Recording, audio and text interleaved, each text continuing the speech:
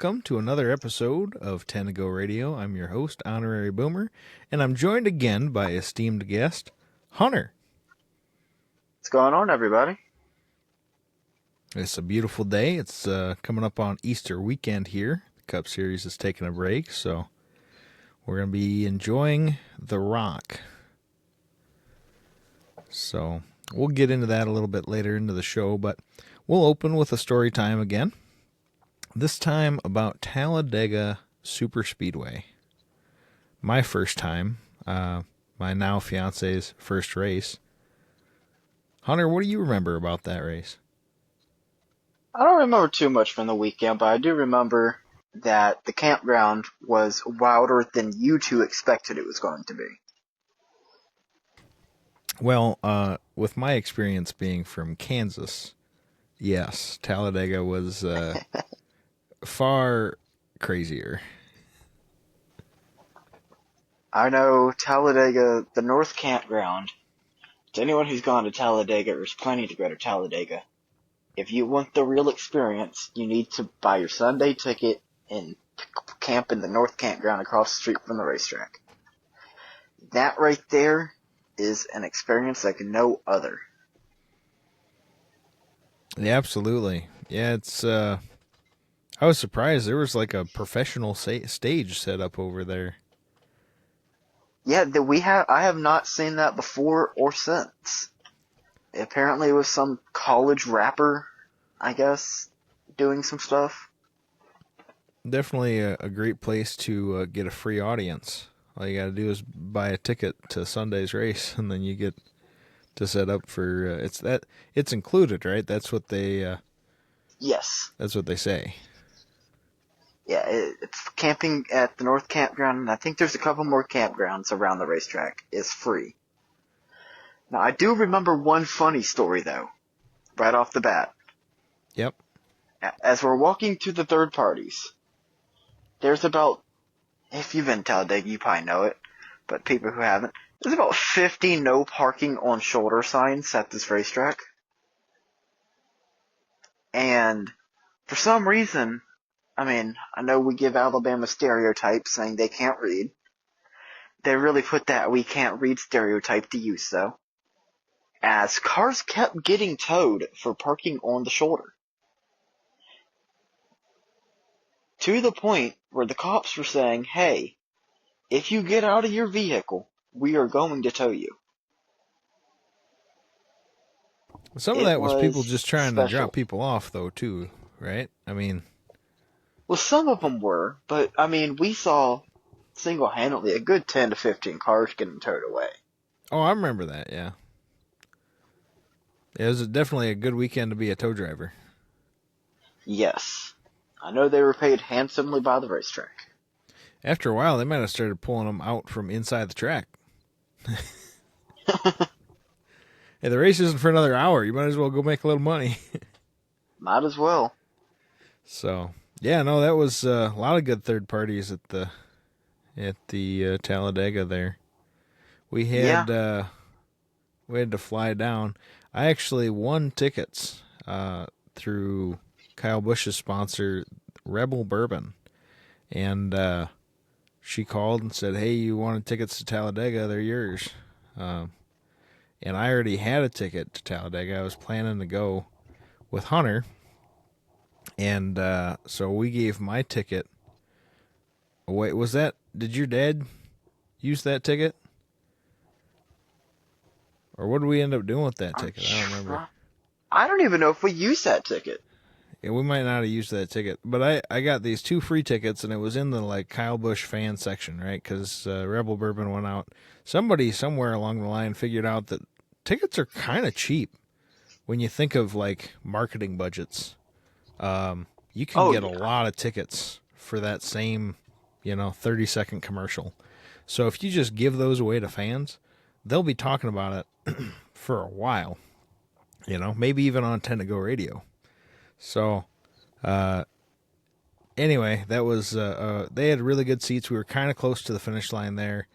I didn't get a very good view of the McDowell crash on the last lap, but heartbreak.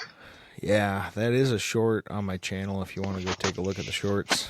Um, Man, it was awful because he dominated a lot of that race, and then just one bad block is all it took.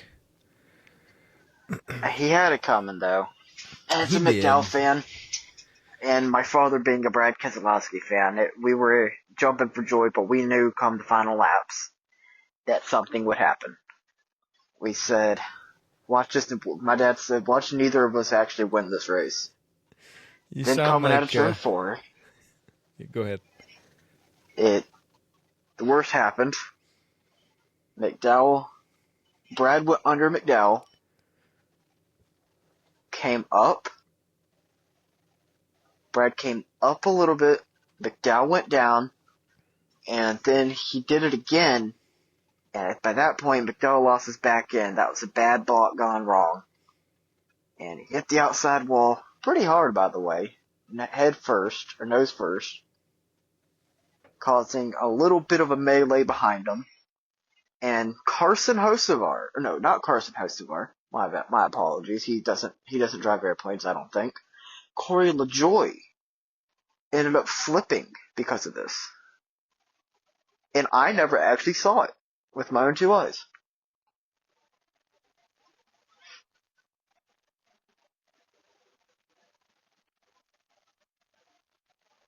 Oh, there we go. Yeah, no, that's I never saw that one either. Um, but I know I did hear about it later. It was just a sad day because Ford was, if I'm remembering correctly, hurting pretty bad for a win, and just everybody in the Ford camp because that was the first year that Dark Horse Mustang. Yeah.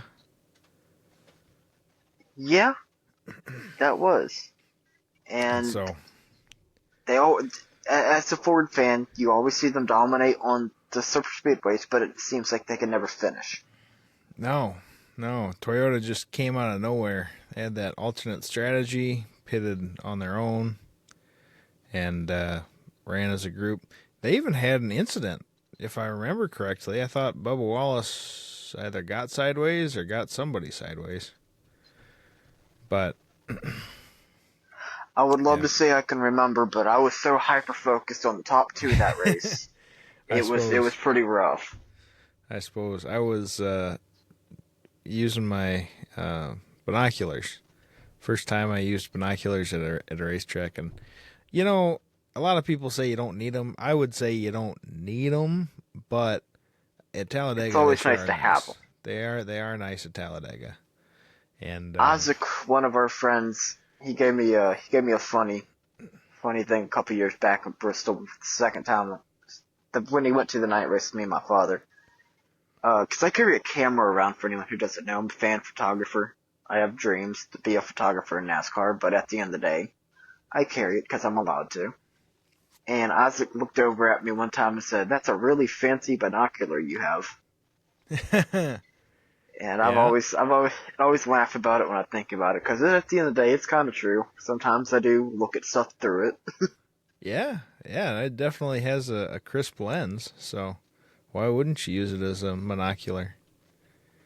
So yeah. So hey, if anybody's listening to Tend to Go Radio and you're part of an ARCA team and kind of looking for an up and coming photographer, Hunter might just be your guy. Reach out to the channel and we'll get you in touch. Being based in the South, you kind of have that couple hour to any track advantage, don't you? Yeah, I mean, of course, I attend fairgrounds every year. I'll be at Talladega. I'm usually at the Bristol race. I like following my ARC series. Some people was to say, "Oh, ARC is not worth going to," which to some people, maybe you're a casual Cup fan. No, it's not. It's a whole different world out there. You have drivers that'll be in the Joe Gibbs Xfinity Series team in 2 years. Then you have people like Braden Leister and Brad Smith who just they do it for fun. That is their dream.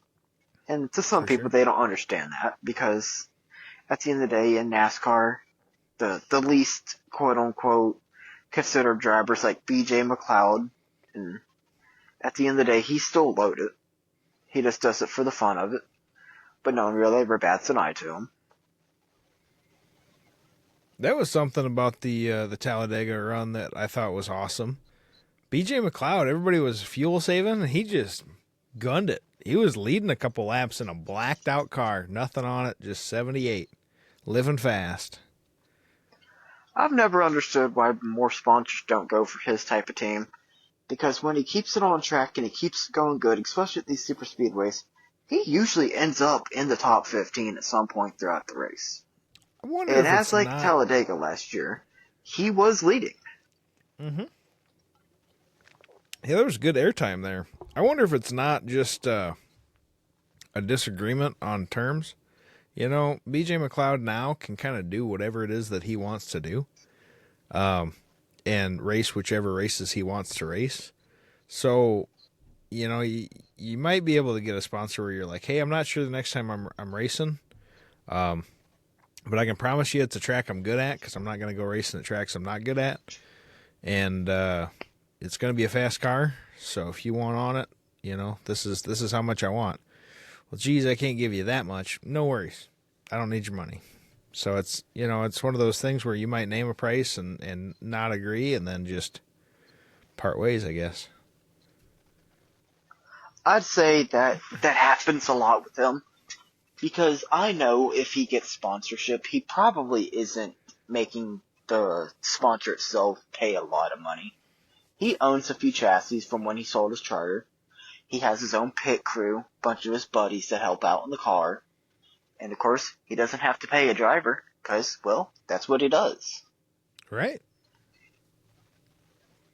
I remember when they first announced the South Dakota deal, our local media was all up in arms about how BJ McLeod is 30 something in points and he's not a very good race car driver and this team's not very good and what are we paying for and this is a lot of money. And I'm like, I can't name another team that would send a car to South Dakota and would wrap it with a custom wrap of our governor and put our area code on it. 605 is the entire state's phone area code. That's And crazy. and so oftentimes if you see 605 like on a Buffalo or something, they're saying South Dakota. But they wrapped the car and put 605 on it and the governor's face and let her drive it around Sturgis. And like it was this big promotion event for Travel South Dakota. And I'm thinking, for the money that we paid, we got a lot. Plus the Bristol race, plus the Virginia race. I mean, I think we did pretty well, but everybody was up in arms. And then the media didn't quite figure out that even if you're not in the playoffs, you still get to play. This isn't, you know, like football, where if you didn't make the postseason, you don't make any appearances in the postseason. No, it's NASCAR. You race all the races. So at the time, he was a chartered entry. So I don't Exactly. know. But I feel like lawyers get involved and they're like, wait, so this is an undetermined amount of time? Well, yeah, I don't know when the next race is. I mean, maybe it'll be the next Talladega race. I'll go race. Maybe it'll be Talladega. No, no, no. We need it in writing in a contract. And I suppose that's probably where he just says, "I'll just run a blank car. I don't need sponsors." Which is kind of a shame because it would be nice if he would just run the old sponsors, you know, and just charge them less, I guess. Or he just doesn't feel like unwrapping the car and just runs the same sponsor 5 races in a row without any pay. Travel South Dakota. And the governor's calling and like, hey, do we owe you anything? Or, no, that's okay. Nah, I just got Maybe bored. Just didn't feel like doing it. that's why they never got back to me, Hunter. I asked them for that bumper. I wanted to buy the bumper off of that car. And it's because they Well, haven't unwrapped it yet. well, he's planning on racing it again, probably. Yeah. So Well, hey, hopefully at if he wrecks it, Daytona. you'll get it. Yeah, hopefully. Hey, can you look back at our emails and see who that guy was that wanted the bumper? Oh, wow, good times, good times. That was exciting. I'm excited to see what another super speedway. That'll be our last super speedway, right? Talladega, and then Atlanta, and now I'll be going to Daytona, so that'll be all the super speedways. Yes, that'll be your last one to cut out. I haven't been to Daytona yet. I've been to, of course, Atlanta, and I've been to Talladega, and I've been to Daytona for the IMSA race, the Rolex 24, but not for a super speedway oval race. Right. So definitely something to check out sometime. But I like the idea of racing at night. That sounds. It doesn't sound good for picture taking opportunities, but it does sound good for a race and trying to stay cool, I suppose. It'll be a good event. I think you'll like it. I think Miranda enjoyed it herself too. Absolutely. And that kind of leads us into I want to call this one a lap 9 is going to be repurposed here. How about that? And we'll find out which one of these laps we end up skipping. But the new lap 9, hang in there, Hunter, because this is a change. Yeah, you're Uh, throwing me a slider. I sure Also, I am. was looking for the fastball. Uh-huh. So here it is. Don't strike out. There's a rumor going around that they want that somebody is going to do the Atlanta treatment and make some track into a super speedway. Now, I have been hearing that. it's just a rumor at this point, but they have kind of ruled out NASCAR tracks. At first there was talk of this being Kansas, and I was like, please no. Kansas has great racing. Why would you Yeah, do it doesn't anything need to be to it? Kansas, and it doesn't need to be Charlotte. No, Now, if you're gonna do definitely. it with the mile and a half, I think everyone and their mother, if it has to happen to a racetrack, can agree that Texas should get that treatment. Yeah, absolutely. That's exactly what I was going to say. And I would even say it does need it. You know, if you want Texas to come back as a bigger and better racetrack, I think it needs it. Yeah, because if you look at Atlanta's attendance figures from 2021 to 2022, then to 2023 and 2024, it's a rise. It's an actual increase every single year for every race. And if the racing Atlanta, stays when I good, your attendance numbers will stay up. exactly, because when I started going to Atlanta, which my first race back at Atlanta as a season ticket holder, we had tickets for the COVID year, but we ended up having to wait until 2021 to go in the spring race, a couple weeks after McDowell won his first Daytona 500. Nobody was there. And I don't think there were any COVID restrictions at that race technically, but by the summer race, I know there wasn't. And the crowd there was still really upset or unsettling. It was like 20,000 people maybe. Yikes. Then we went back for 2022, which is the last year on that uh, surface. And I mean, by the summer race, the track literally fell apart.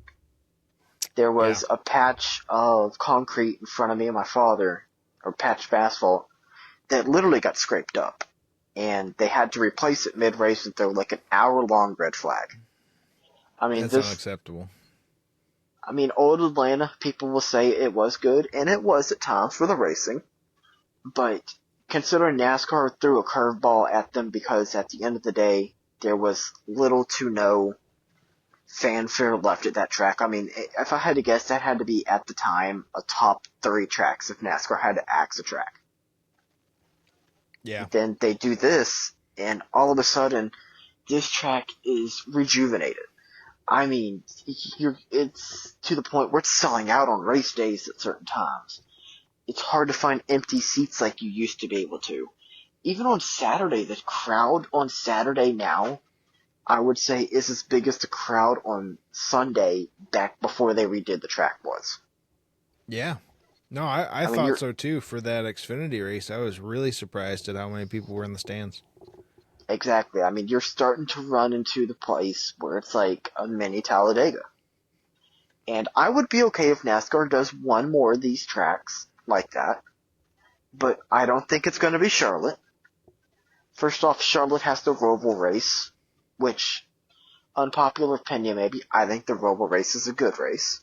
Some people don't. That's each their own.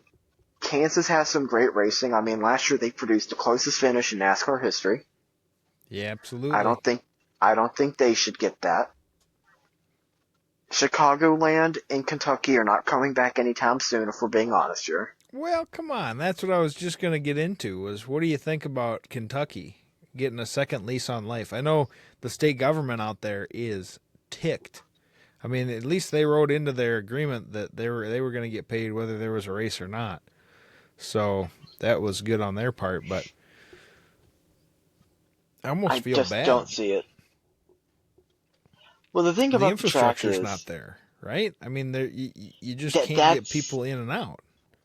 that's what their big issue is. And you have not been to Nashville, but I have. I do know what it's like to go down a 2-lane road for a mile to get to your racetrack. It's ridiculous. I mean, Bristol is a 2-lane, 3-lane road or whatever going to the racetrack, and that is still kind of backed up at certain times. But at Kentucky, I mean, it's got the worst traffic jam in NASCAR history at it. If you go back and look up the 2011 Kentucky race, it was bad. There were people just abandoning their cars in the middle of the road because the race was halfway over. They wanted to see something on track. There were people that were just now making it to the gates as the race was ending. And there were still people stuck a mile and a half back in traffic. It is pretty ridiculous. Do you know off the top of your head, did they ever offer those people refunds? I think anyone who didn't have their ticket scanned that can prove that they were in line got a free ticket to next year's race. But at the exact same time, with a bad taste in your mouth coming off of that, are you willing to go? Not at all. Exactly. And that's what hurt the track a crap ton. I mean, imagine saying you went to Iowa last year and you said Iowa Yeah. was meh, but imagine you were stuck 5 miles from the racetrack in standstill traffic 2 hours before the race started. It was just not anything that would leave a good taste in your mouth. And because of that, it really hurt the attendance figures for Kentucky in the coming years. It's a good racetrack. I'm not going to say it's great, but it is a good racetrack. It's produced some great racing. I mean, the Cole Custer win of 2019, well, whatever year it is, I can't remember off the top of my head, was a really good year. That was a really good race. But you have so many infrastructure issues at a certain point where it's like, can we keep doing this as a race series? And the answer is really no. NASCAR can go to Darlington and Bristol and Martinsville and these no-name areas. I wouldn't say Bristol, Martinsville, really no-name, but Darlington. Because they've been doing this for 70 years. They know the exact layout, the exact way to send cars, the exact way to do stuff. Kentucky was not ready for it. And by the end of it, they only were quote unquote ready for it because they had 20,000 people instead of 70 showing up. Well, and you look at Kansas has got such great infrastructure for their track that they're looking to put in the next potentially the next Chiefs stadium there. You And know, that would be great. That would help absolutely. boost infrastructure for the racetrack in its area. I But mean, it just goes to show you that like they planned ahead when they built it. They built it right on the interstate. You know, you've got good power and sewer, and the water tower's right there. I mean, it's a good, and there's not a ton of overlap. I mean, depending on when NASCAR is pretty used to playing second fiddle to the NFL. I don't think that they'd have a problem with making sure that the Kansas races are outside of the Chiefs window. So well, what'll happen there is it's kind of funny because I actually learned about this a little while back. The Chiefs owners will make sure they're not at home the weekend of the Kansas race.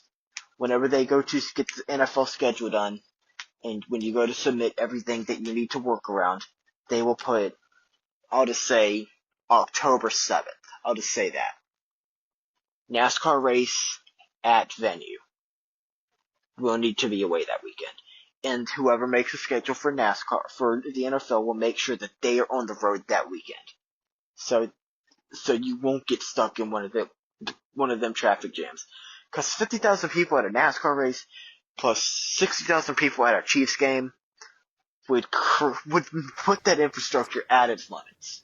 Yeah, that would. That's one of those things where you can build the infrastructure for 75,000, but it's not worth building the infrastructure for 150,000. You know, because you're theoretically never going to have that set up. Everybody trying to flush the toilet at the same time. But Yeah, if you're like there's a certain Talladega, point. you just have that toilet running all the time, then you know you're helping out your local water municipality. So I'll give it to Talladega. For a track in the middle of Alabama, they do it right. yeah, they sure do. But I suppose that's probably the end of our lap 9 there. I guess unless you want to talk about Chicagoland, do you figure that being as this is the last year that we're contracted with Chicago for the Chicago Street Course, do you figure that they want to introduce that new market to Chicago Land Speedway? I don't think the market will show up. Do you think that is that there are? I feel like if that's the case, we need to have seen some sort of sign up there already of people. I don't know, like trimming the grass or doing a repave or something. I just don't see it at the end of the day. I feel like those two tracks are just now going to be footnotes in NASCAR history that we'll talk about in the same manner that we used to talk about North Wilkesboro and Rockingham in. Maybe in 50 years we'll bring them back. As bad as it is to say, those two tracks were honestly fails in the big market sense of NASCAR. Because they were like, oh, let's bring a track to right outside of Louisville, Kentucky, or Lexington, Kentucky. It just didn't work because of the infrastructure of where the track's at for Kentucky. Then Chicagoland, it's in Mount Juliet. It's like a 30-40 minute drive from Chicago. Okay, let's go to the track. Being from Chicago. Oh, we have to come back at this time of day when traffic usually gets a bottleneck up here? You know, maybe it's just better off we don't, because that's a pain in the butt. There's a certain point where it's like, did NASCAR think this through? Yeah. Because there's a difference in Daytona, Charlotte, even getting to Atlanta at this point, where the town gets to the racetrack now, even though 20 years ago they were out in the middle of nowhere. But there's a difference in those tracks are established, they have the infrastructure to be able to hold these races, they have the infrastructure and roadways to be able to hold all the people going to the track. You don't have that at some of these tracks. And I almost am willing to say that the local government is not going to be willing to spend $5-10 million to repave some of these roads. Right. You're asking a lot out of your local economy. They're going to want to see results first. Exactly. Which is kind of backwards. But it's a double entendre because at the end of the day, if you want the results, you have to have the infrastructure. If you want to have the infrastructure, you have to have the results. Right. And don't ask Kentucky, because they put a bunch of the state government put a bunch of money in, and look how that turned out. So sad deal. It's failed experiments. Yeah. So we'll see what comes of that. Keep tuned in to Tendigo Radio, and we'll tell you more if we hear any more about this mysterious repave that. I've heard another rumor that's not really a true rumor that the world's largest Dollar General was going on the Texas Motor Speedway property. No way. Nah, we're gonna tear down the racetrack and just put it there. Oh, I'd be in favor of that, actually. It's right off the interstate. See? Right across the street from Buc-ee's. See? The world's largest Dollar General, the world's largest gas station, then we'll put a Walmart between them. That sounds like America if you ask me.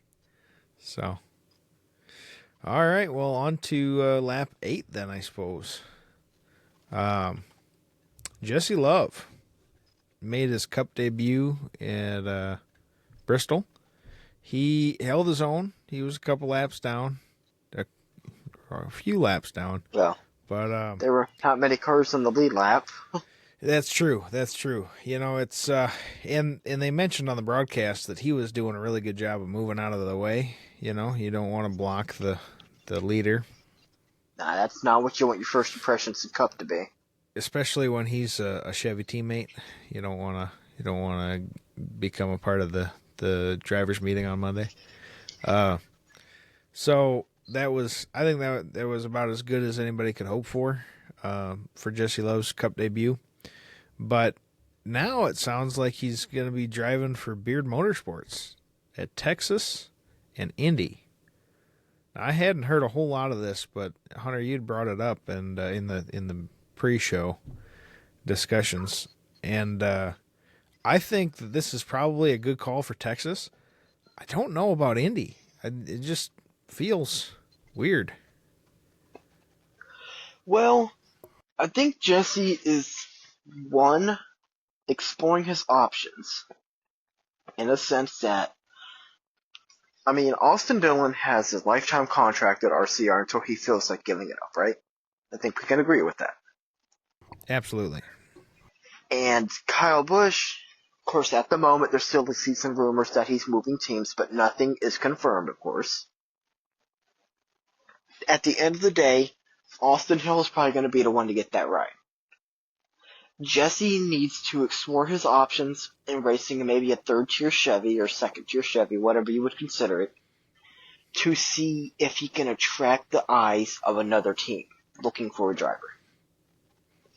Yeah, because remember, Jesse Love is not necessarily loyal to a manufacturer. I mean, he jumped from Toyota in ARCA to Chevrolet in Xfinity. And a rather good, I mean, one of the top tier rides in Xfinity, to be honest, with RCR. Not necessarily top tier in Cup, but definitely top tier in Xfinity. Yeah, they have a great farm team. I think Jesse's thinking of his future here. He's not thinking in the moment, he's thinking of his future.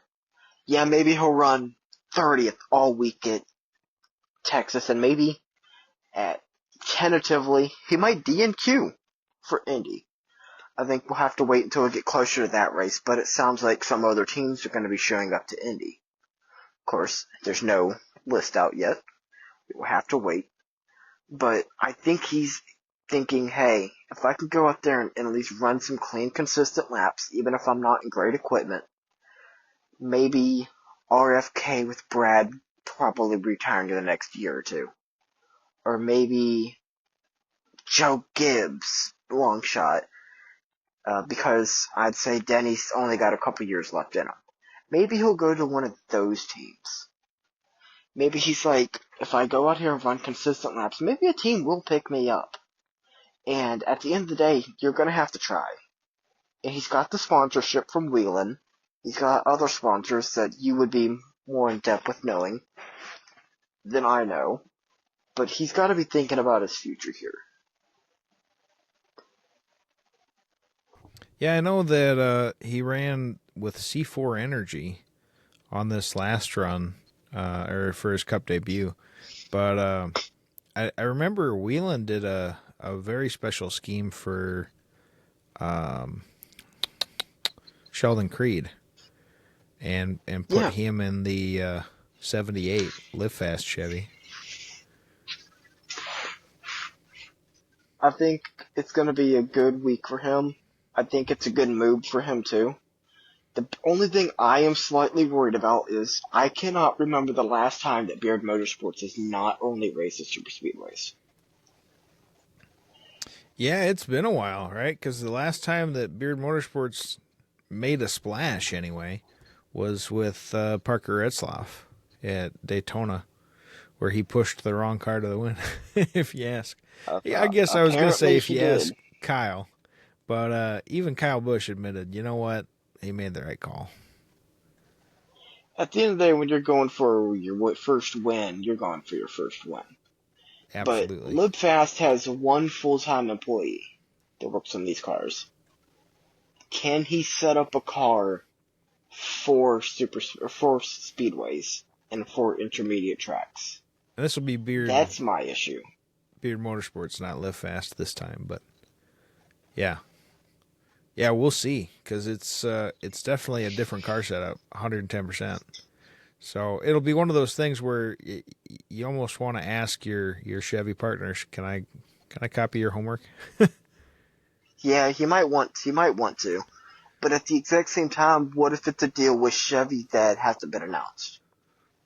Or Could with be. RCR. RCR might be they might be front like half of the pay and the sponsor be fronting the other half of the pay for him to get into that ride. It makes you wonder, because RCR has been pretty good about fielding extra cars. I mean, they'll field them for a lot of people. I'm kind of surprised that they aren't going to be fielding these ones. It's just 2 more races. So it strikes me as a little bit odd. Like maybe he doesn't see a future with RCR.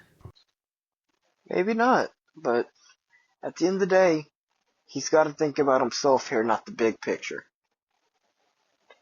He has a dream, and if he wants to make it happen, he's going to have to do whatever he can to make it happen.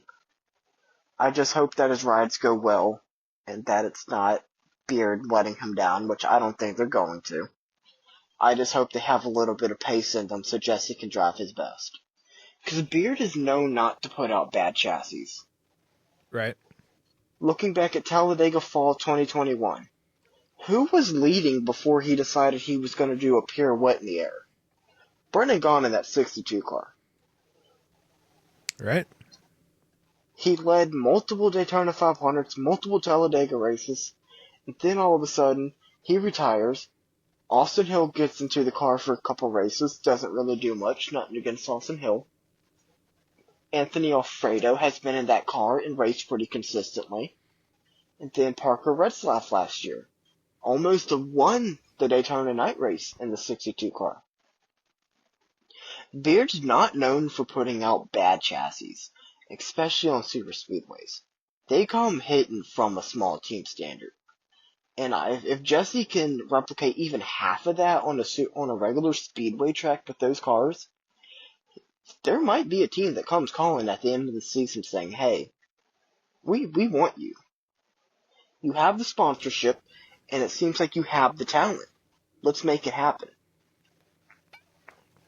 Hopefully. I'm trying to think back to when he was in ARCA, and I feel like all of those were Toyota supplied sponsors.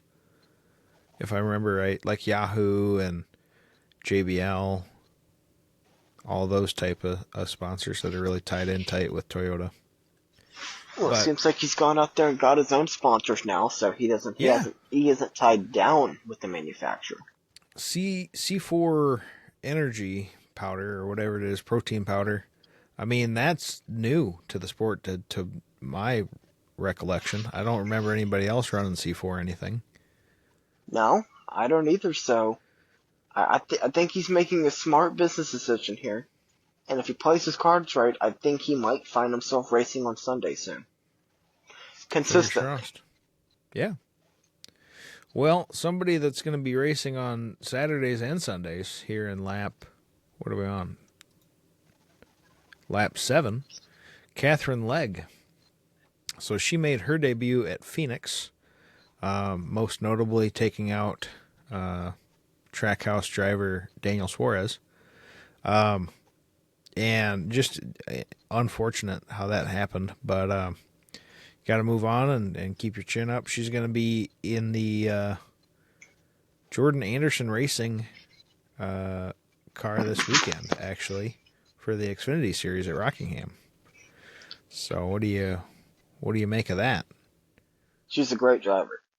I mean, as a woman in motorsports, she has gapped a lot of bridges. No, she's no Janet Guthrie, but at the exact same time, people like to compare her to Danica Patrick while she's not.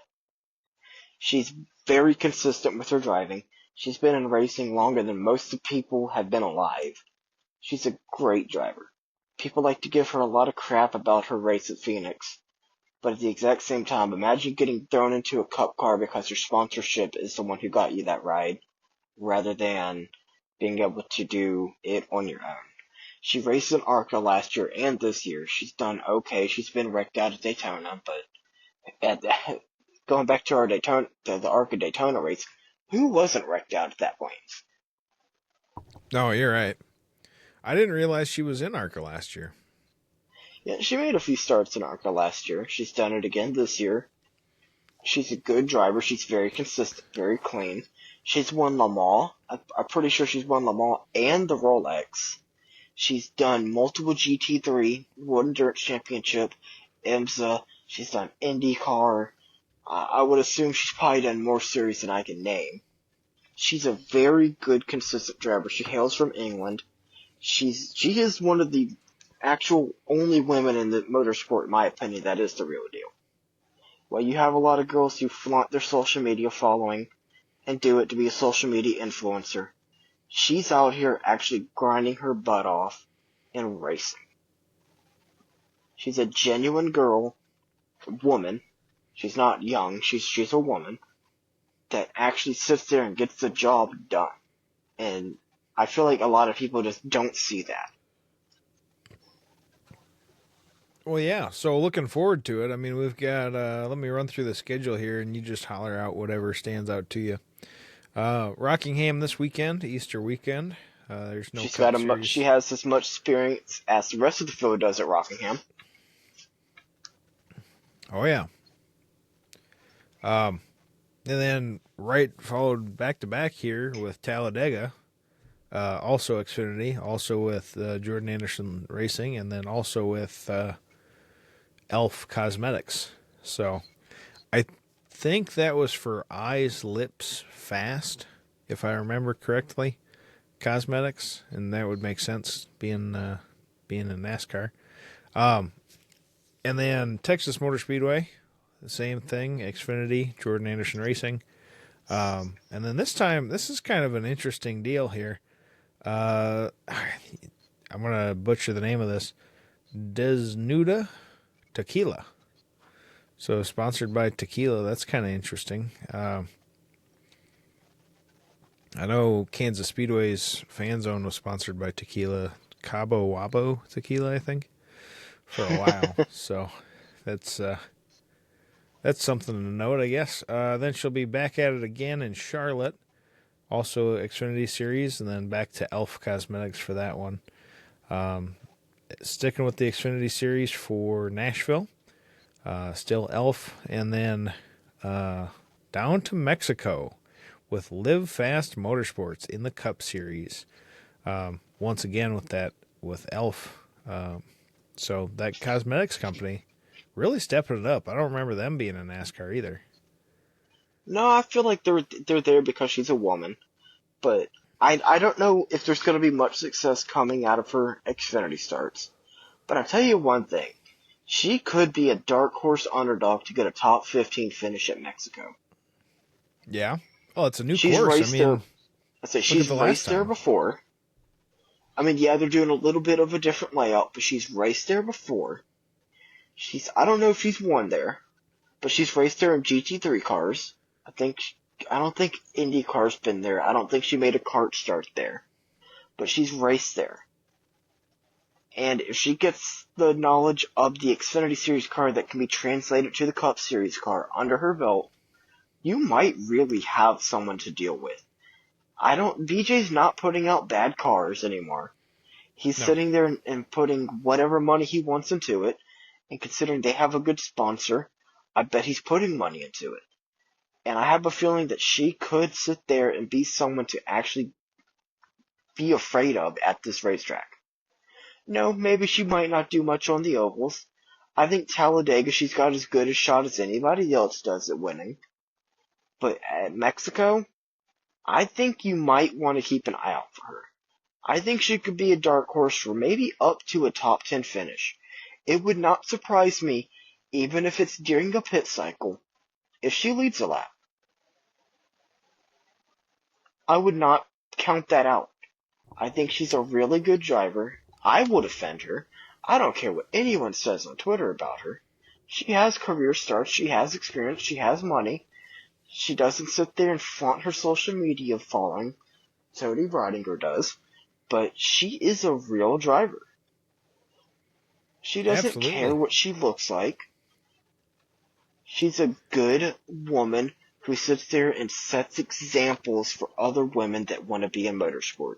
And I feel like just because she doesn't sit there and post booty photos online, she's overlooked because of it. People ridicule her. Why? I have no clue at the end of the day. But It's she is funny. an example. It's funny you say that because yeah, it's damned if you do, damned if you don't, right? I mean, if you post them, then it's like, oh, you're only in it for this. If you don't post them, then people are upset whenever you make any kind of uh, mistake. You know, like you don't deserve to be here. And it's like these don't conflate. You know, Chase Elliott isn't posting crazy pictures online, and he's the most popular driver in NASCAR. So Exactly. I I don't know. think It really is a this double is a standard. great example for other women in motorsport that want to get in. These younger girls that are sitting here at 10 to 15 years old, maybe they have their first ever car, they're racing at their local tracks. If you want a woman to look up after, don't be picking Amber Balkin and Tony Breidinger or Haley Deegan. Right. Look up to someone like Catherine Legg. Look up the history of Janet Guthrie. You will find women in motorsport have not always been like they are nowadays. And you're looking at a woman who's racing in the Cup Series that is someone to really idolize. She has sat there and put in so much effort into everything. She sat there and put in the hours. She's given up her own money. She's sacrificed her own time. She deserves to be here.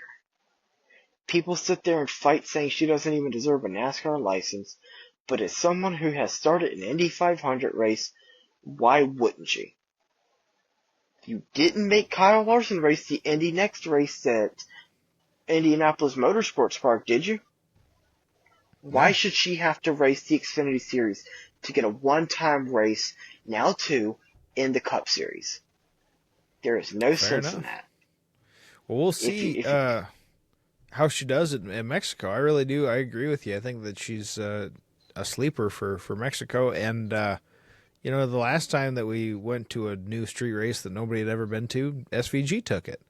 So, I mean, exactly. we'll see how Mexico turns out. And speaking of the street course in Chicago, she'll be there too in, again, a Live Fast Motorsport car. And I worry a little bit, like you were saying about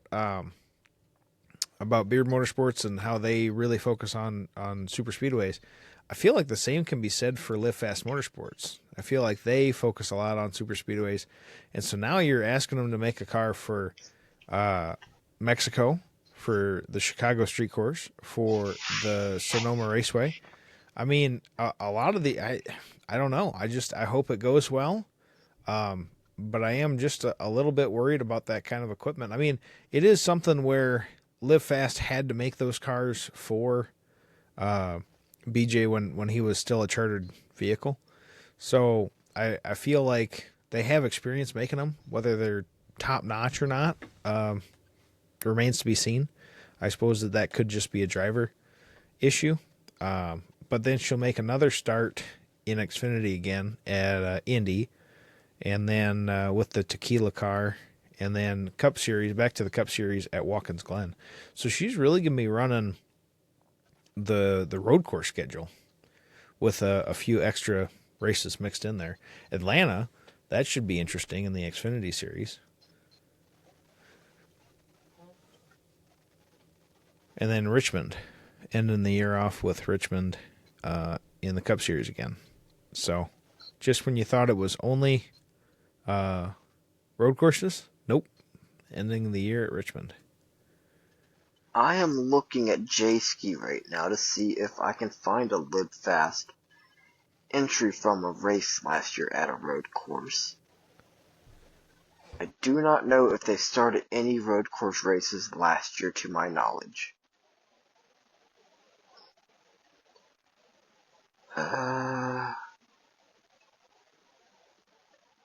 It does not look like they started a road course race last year. Let me check COTA real fast.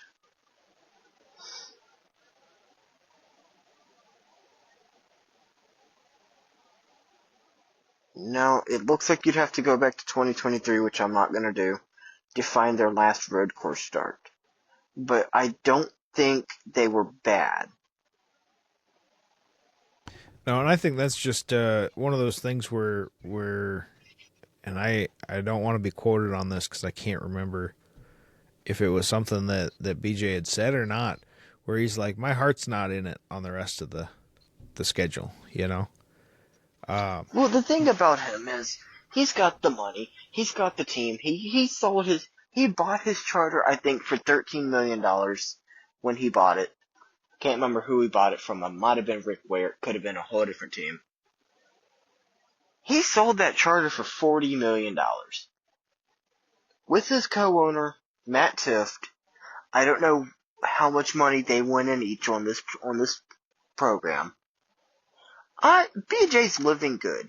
I don't think Matt Tift is connected with the team anymore. I think BJ runs it just because he can. Because I have a chassis, probably not going to sell it for that much. Why not just race it? I don't think he's in it for the money anymore. I think he's in it for the fun and love of the sport. Because at the end of the day, there's only a very few set of drivers in the garage that you can say are purely here because they feel like it. Yeah, it's a rare breed these days.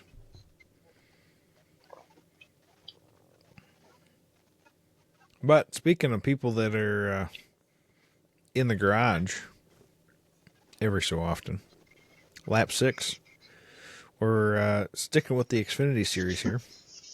Kasey Kahne back in the saddle again. Yes, he is. First time, and ironically, yours truly was at Kasey Kahne's last NASCAR start. Oh, wow. Darlington 2021. Yes. The reason I remember that is because he was in the 95 car. Kasey that night, sadly, suffered from heat exhaustion. And it messed him up pretty badly to the point where he called it quits at the end of that race. I think at one point he said that he blacked out behind the car twice in the span of like 10 laps. And Kasey, I think either recognizing that his age was getting up there in numbers, which he's still not really old, but he's not young either. I think he said it was best for him to step aside because of that. And which is okay. He owns a very, very successful World of Outlaws sprint car team with a driver that some of you have probably heard of, Brad Sweet, that has won multiple championships. They're a contender anytime they pull up to a racetrack to win a race. Kasey's not hurting for money. I don't think he's hurting for glory. He won the fans over. I mean, he's a more vintage Ryan Blaney. You always hear your mom or your girlfriend talk about Ryan Blaney is so hot. Well, Kasey Kahne was doing that 20 years ago. That was baby Kasey right there. Babyface Kasey Kahne. And Kasey Kahne can pretty much do what he wants nowadays. And he does. And Kasey's going to return to the number 33 HendrickMotorsports.com Chevy for Rockingham. And I think, actually, out of the entire field, he's the only NASCAR driver in any of the 3 races that has experience at Rockingham.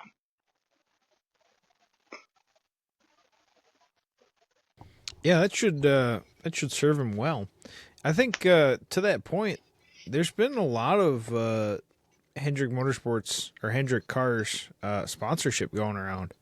You know, they sponsored the entire fleet of Spire trucks at which one was that? Bristol, somewhere, and really threw off the spotters. But you know, I think that HendrickCars.com is kind of expanding their racing program for people that they believe in, right? Corey Day in ARCA and trucks, and now Kasey Kahne, bringing him back. I mean, he used to race for Hendrick. I was just thinking of that. Yeah. I was thinking, did I ever see Kasey Kahne race? And yeah, I did. At Indy, that was my first NASCAR race, and Jeff Gordon swapped in for Dale Junior Earnhardt that Jr. weekend, wasn't it? Yeah, Yes, he was dealing with yeah. concussion issues. I was upset at the time because I wanted to see Junior race, but looking back on it, I'm pretty glad and very fortunate that I got to see Jeff Gordon race. I'm always So happy to see an older driver return to the sport. I know people dog on Jimmy Johnson when he came back because Jimmy doesn't have it in him anymore. But looking at the drivers that were literally the villains of the sport 20 years ago, even make a start, it's pretty nice to see. I what did Jimmy come in this Daytona 500 like fourth? think he finished third. Yeah, I mean he did really well, and that's got to be I'd count that as a win in Legacy equipment. I would count that as a win. No offense to Legacy, you guys are just getting started with Toyota, so We'll have to save that don't come topic for for me. another But week, but the downfall yeah, of Legacy has to be a topic eventually. oh absolutely. We'll another slow week. You know what? Next week's going to be slow because there's no Cup Series racing this weekend, so we'll keep that in mind. I'm actually going to jot that down because that is a good topic. So we need to mention that part right there, considering when Bubba Wallace was in that 43 car, that team was looking really good upcoming, and all of a sudden, that team is on the same level as Rick Ware Racing. And that's not a team you want to be compared to. No, no, No offense absolutely to Rick not. Ware, but that's not a team that you want to be compared to on Sundays. I think most of the people in the Rick Ware shop would agree with you, actually, Hunter. Unfortunately, it's just the state of the affairs that they're in. But speaking of the current state of affairs, we had a really rough week in the NASCAR community. John Edwards from Hendrick Motorsports was the PR guy for Jeff Gordon and Kyle Larson, and passed away unexpectedly. He was in his early 50s, I think, and they were able to honor him on the car, Kyle's car, and so he visited Victory Lane twice spiritually. So that was nice. And then I can't remember who was there was a truck team owner that also passed. I know who you're talking about. I cannot remember his name. God forgive me. But yes, he was a old truck series team owner. He was Japanese. Yeah, He was the team owner when Brett Moffitt won his NASCAR Truck Series championship. And he was big into the sport, and sadly he did pass away. I think they said he had cancer. But do not quote me.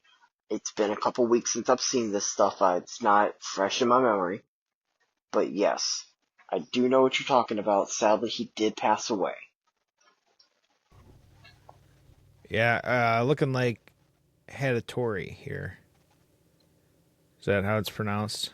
That might not be the right I'm pronunciation. pretty sure. I'm Um, pretty sure that is how. yeah. So a couple folks that were heavily involved in NASCAR, and it was nice at least to have them mentioned. I know that Hadatori was mentioned on the broadcast as well. So anyway, just that's kind of a sad lap 5 there. So we'll move right on to lap 4, and kind of an upswing here. ARCA news. Hunter, would you enlighten the crowd? I would. So, of course, we've been out of action for a couple weeks. ARCA has not raced. And this will not be an ARCA National Series race this weekend, but ARCA East is racing on Saturday at 12:30 Central, 1:30 Eastern Time at Rockingham to what is expected to be a sold-out crowd for the Xfinity race. This The crowd might not be that big because it's 3 hours before the Xfinity race. It might not be that big for the ARCA race, but as the ARCA East Series is usually streamed on Flow Racing, this week NASCAR has struck a deal with Flow Racing to stream the event on YouTube. I want to say it's NASCAR's channel. It might be Flow Racing's channel though, so if you are tech savvy, you might want to check both come race time for free. The entire event will be streamed for free. I think it's commercial free as well, but that has not been specified. This will be a good chance for you to see some of the drivers that potentially are moving up to the ARCA National Series next year. They might make a couple starts this year. You will also see drivers like Braden Leister. Brad Smith usually races in ARCA East as well. Some drivers will be in here just because they want to get track time. You're not going to see your Butterbean this weekend, Queen. There's going to be a few other drivers you're like, where are they at? Those drivers won't. Not every driver from the ARCA National Series races in ARCA East or even ARCA West. But you have a good opportunity to watch what is the modern equivalent of K&N Pro Series this weekend at Rockingham to what is expected to be a bigger crowd than usual for that series. If you are free on Sunday afternoon, is it at Sunday that the ARCA's racing? I didn't think so. I thought it was still Saturday. Let me check my handy dandy NASCAR app. It is Saturday, April 19th at 3 o'clock Central, 4 o'clock Eastern. So,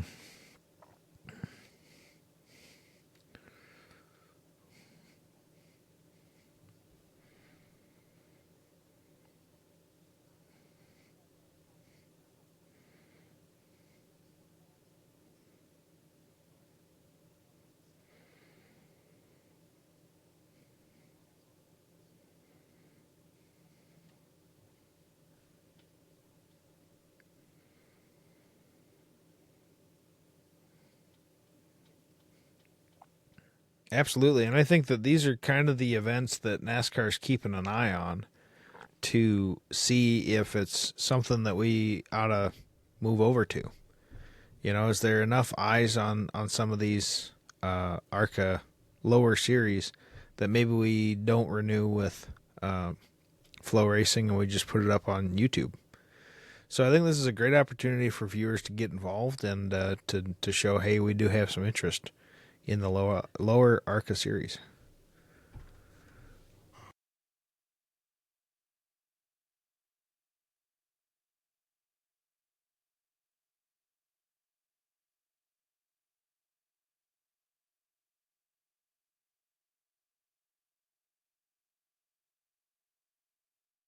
Pretty crazy, huh? Yeah.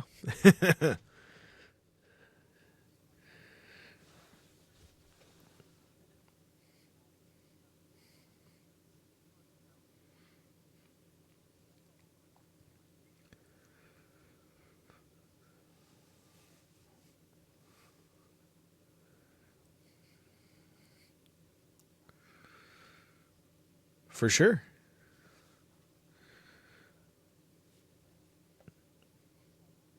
I agree.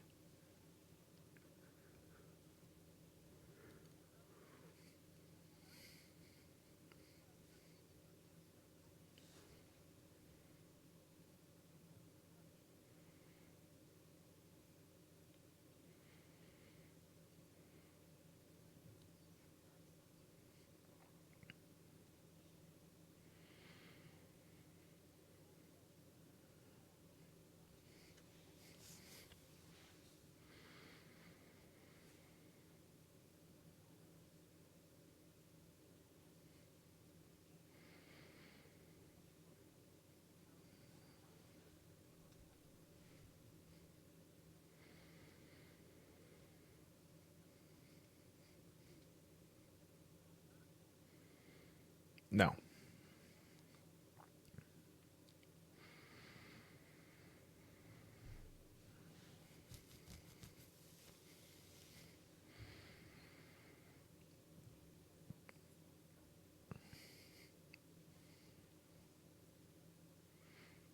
Absolutely. And speaking about the future, tomorrow night we'll watch the truck series. But I'll be honest, there wasn't a whole lot to report on this last weekend, other than we were one position away. We're moving on to lap 3 here. One position away from the sweep. Nobody's done it since Kyle Busch, and Kyle Larson, one position away, had it stolen out from under him. I shouldn't say stolen out from under him, because Chandler Smith had a really good restart. Really got the launch there, and I don't think he did anything dirty to win that race. But a rocket ship again out of Front Row Motorsports. I feel like Front Row has been really good in the truck series, but it's been hit and miss. Lane Riggs, nothing, everything. Back to back wins. And then now Chandler Smith with his first truck win with the team. What do you make of that?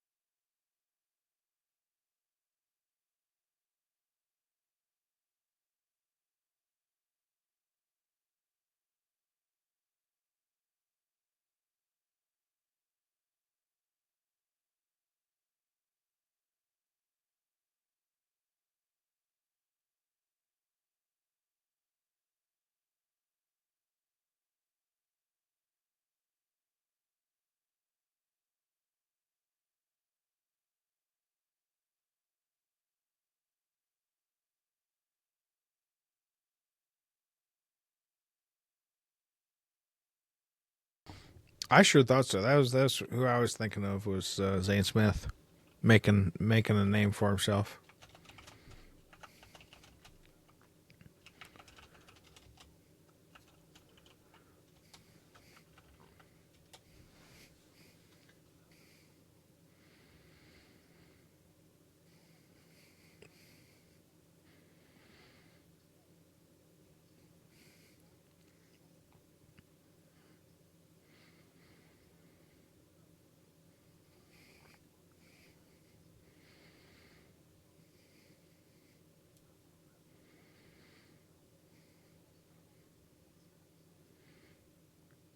Is there a team? I don't think there is.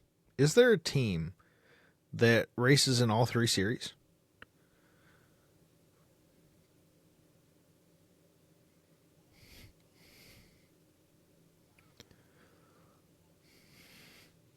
Ah, sometimes, but I'm not every week.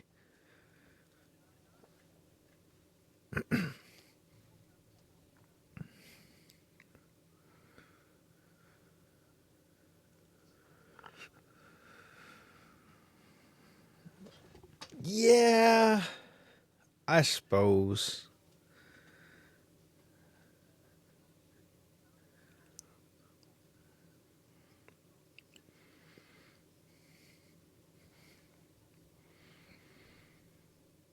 Yeah, but it's never been like Spire, you know, or front row, front row. It's always been they pass the torch, even if they're like really closely aligned or even in the same building. It's never the exact same team that runs all three series. I think that would be very interesting to see that out of Front Row Motorsports. I also feel like when you add cars, you would expect to see a dip in performance as that effort is spread out among all of your cars, and we don't see that really. Not to the extent that it's noticeable, I would say.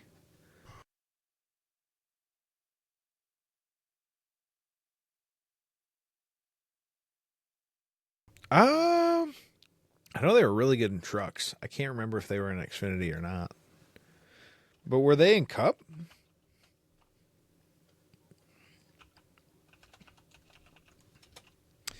Oh, yeah.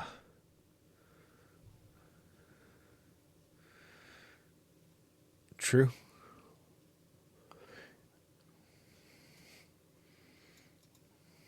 They did. They did. According to Google. Yeah.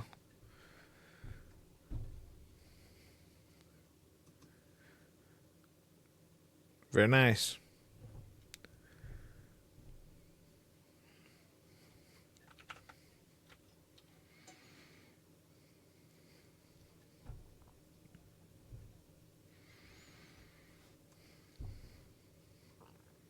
For sure.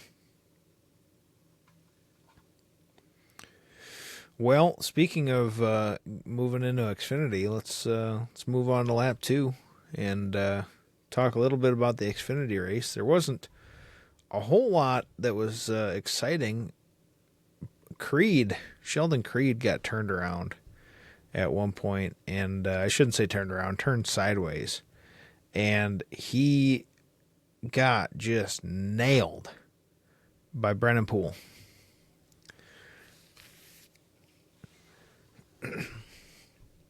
It looked really bad. Sheldon Creed was quoted as saying that it felt like a super speedway hit.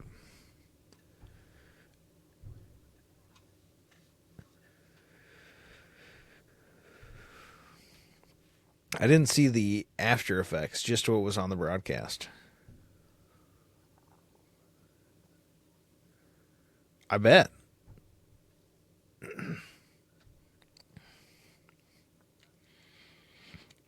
We're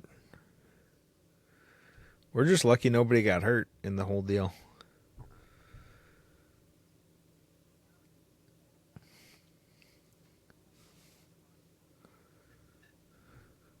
Yeah, absolutely.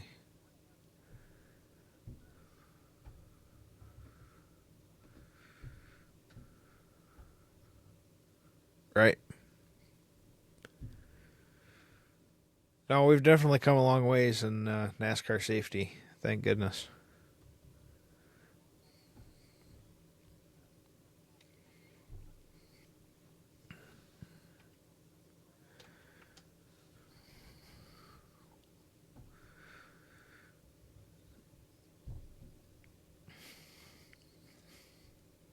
Yeah.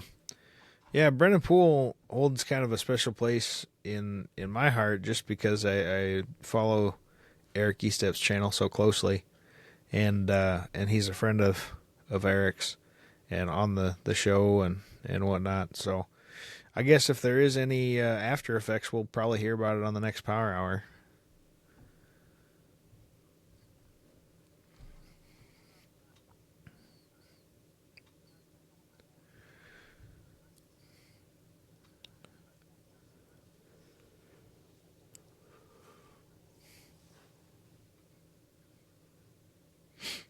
For sure.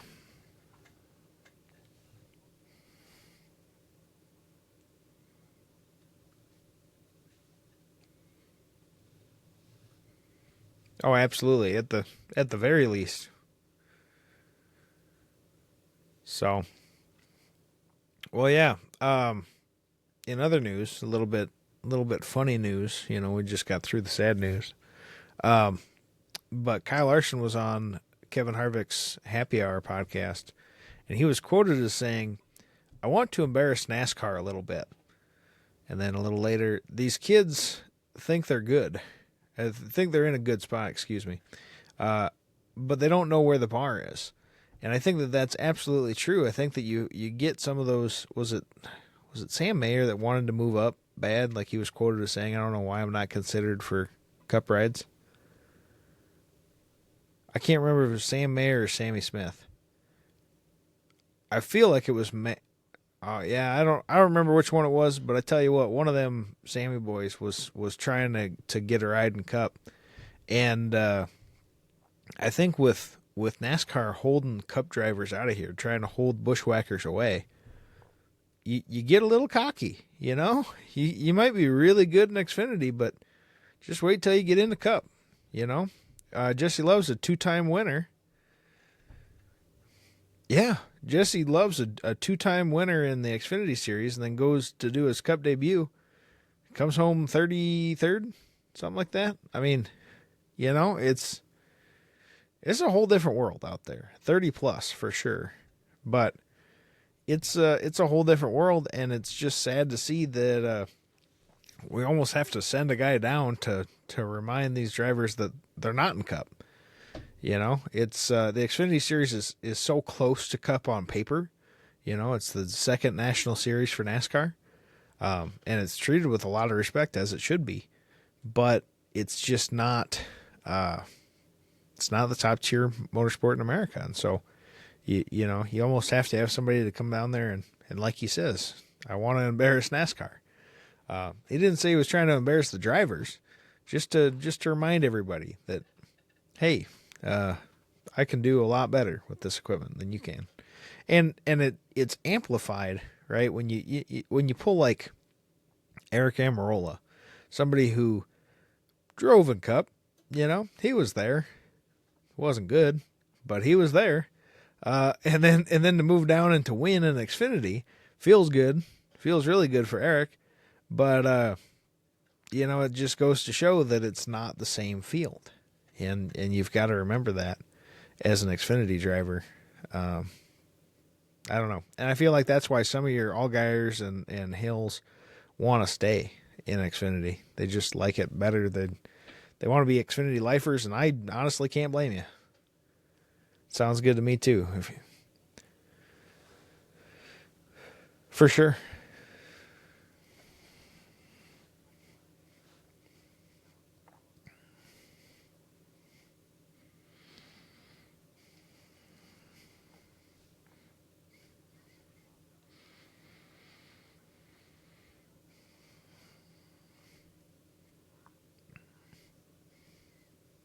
For sure.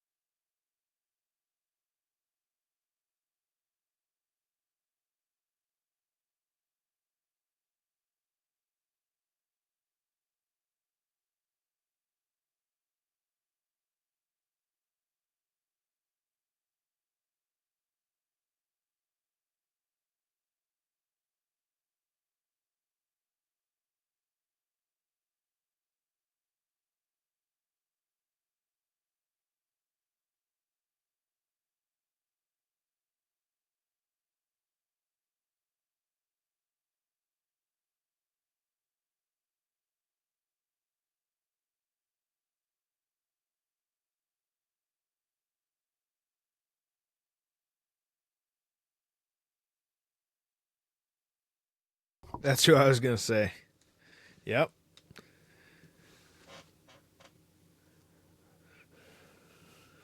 Not a lot.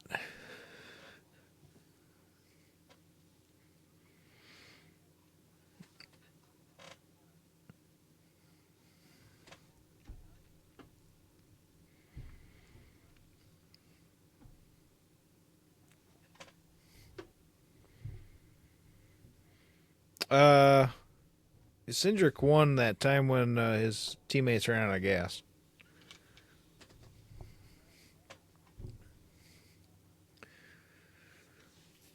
Right.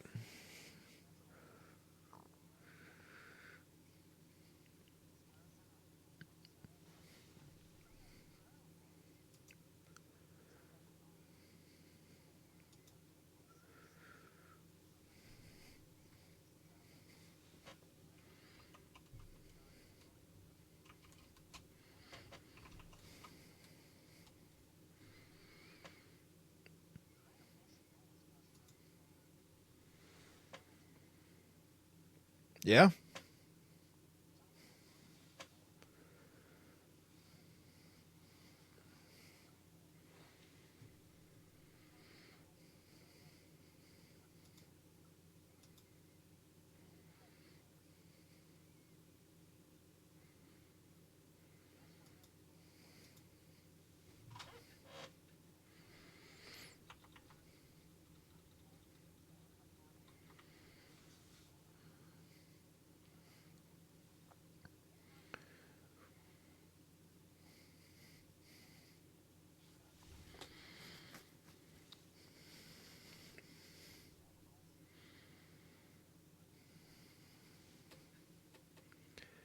And I was gonna say that sometimes guys rush to cup, and it's bad.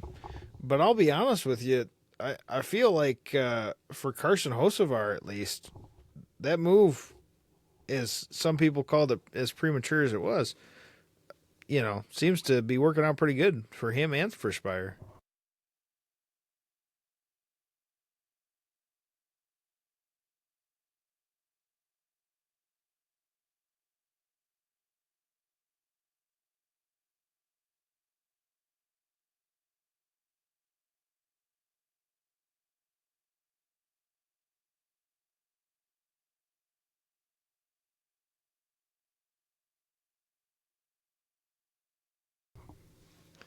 But point being that it's not entirely uncommon to go straight to cup.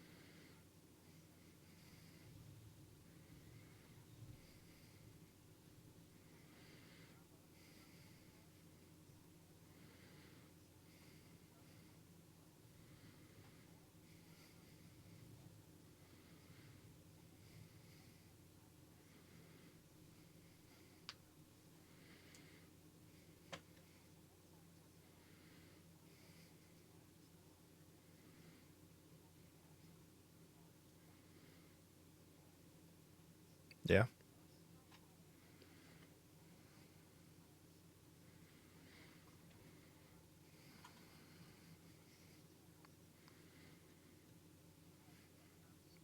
pretty stacked schedule.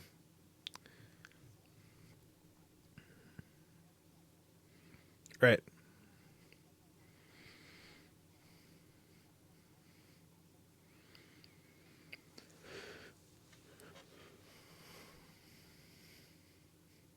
For sure.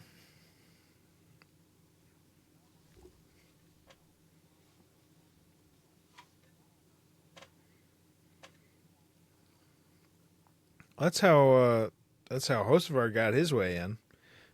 We put Corey LaJoy in a Hendrick machine, and he drove worse than Carson Hocevar in his machine, Inspire equipment. So it just goes to show you that, yeah, don't let your dreams come true sometimes, because I know Corey LaJoy had been dreaming of having that opportunity for a long time.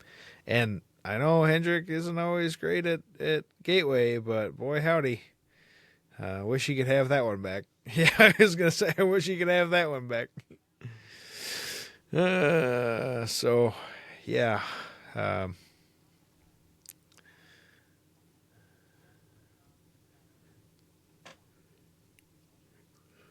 yeah.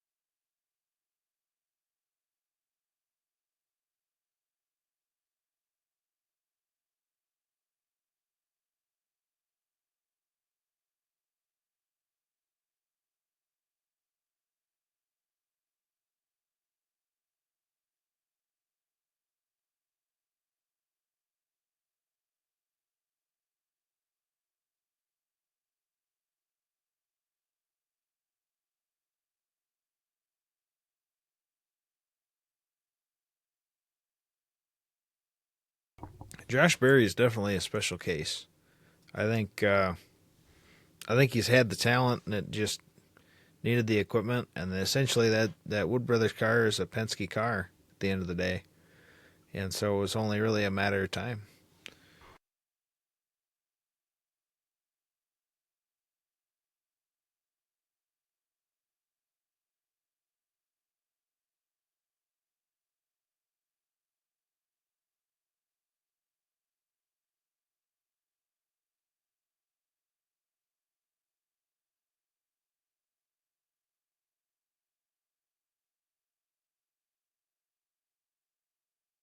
Right. No, Stuart Haas was been going downhill for a while.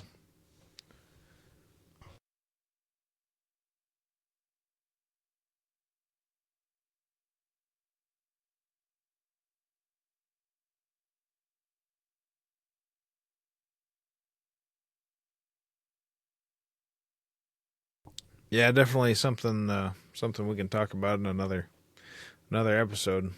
But I suppose is that we got a little bit off topic. I don't think getting off topic is too bad for us. To be honest with you, I feel like it's still good content. It is, and we appreciate you, our viewers and listeners. So, speaking of that, yeah, absolutely.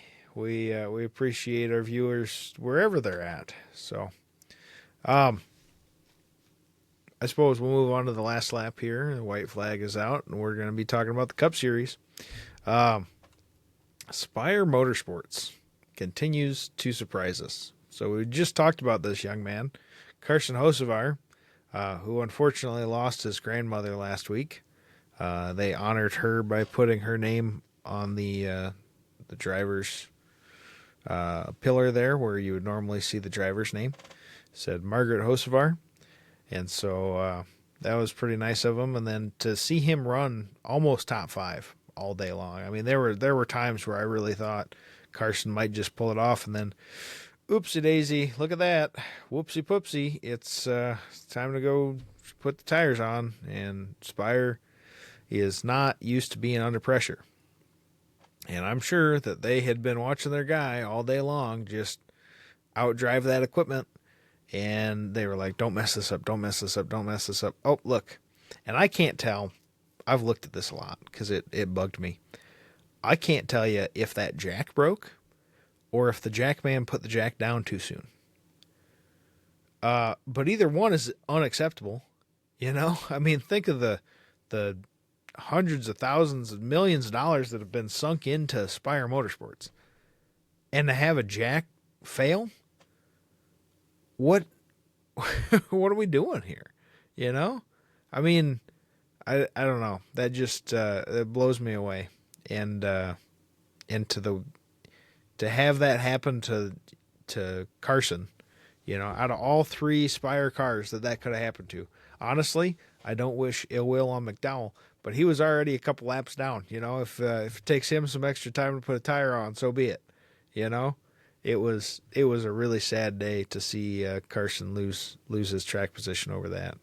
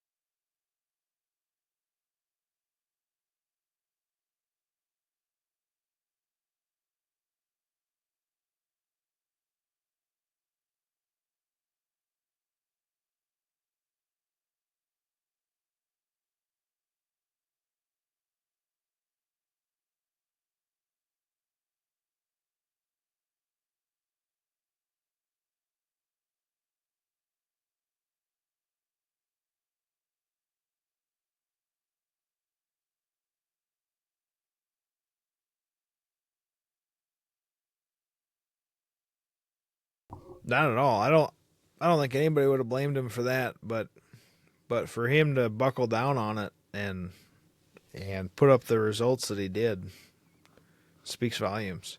And I really like Carson Hocevar for a lot of reasons. I mean, I know people get upset about him, his driving, and he's aggressive, but wouldn't you be too? I mean, if you're in the top series in motorsports, wouldn't you be a little aggressive? I mean, I remember at Kansas, that was the first time ever, and the first, they never have seen it again, where he followed his car to inspection and then came out and was standing on the other side of the fence. So in the fan zone, talking with the fans, and some people know who he is and some people don't. And I've got a pretty good picture with him in that section. And then the other thing was that he did video interviews over like Skype.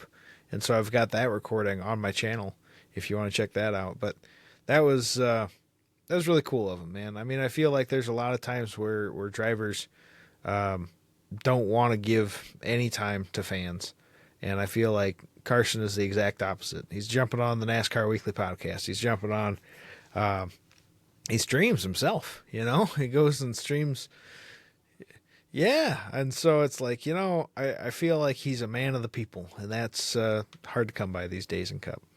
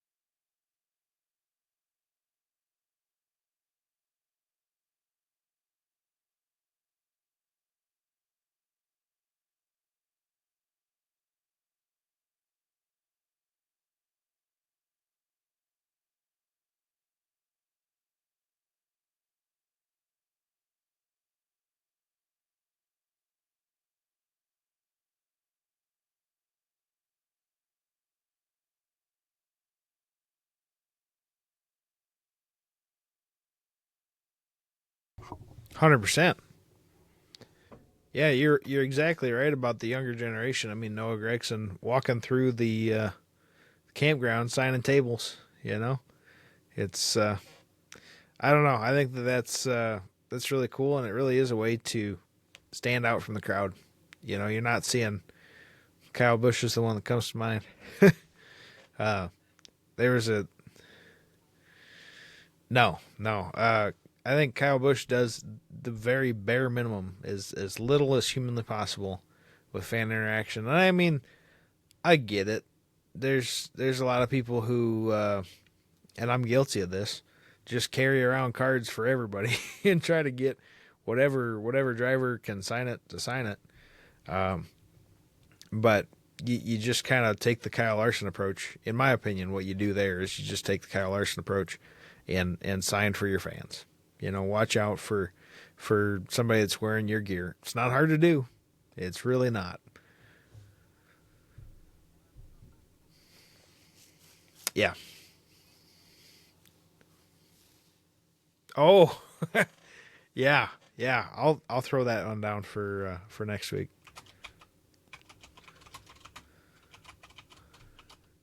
All right. Well, I suppose that's kind of the end of our podcast here. We have this mysterious bonus topic that I will also move to next week, because I presume next week will be a little bit slow. So tune back in next Thursday for episode 7 of 10 to Go Radio. We are so thankful you're here, and we hope that you have a great Easter with family and friends, and God bless. From all of us to all of you, have a great night.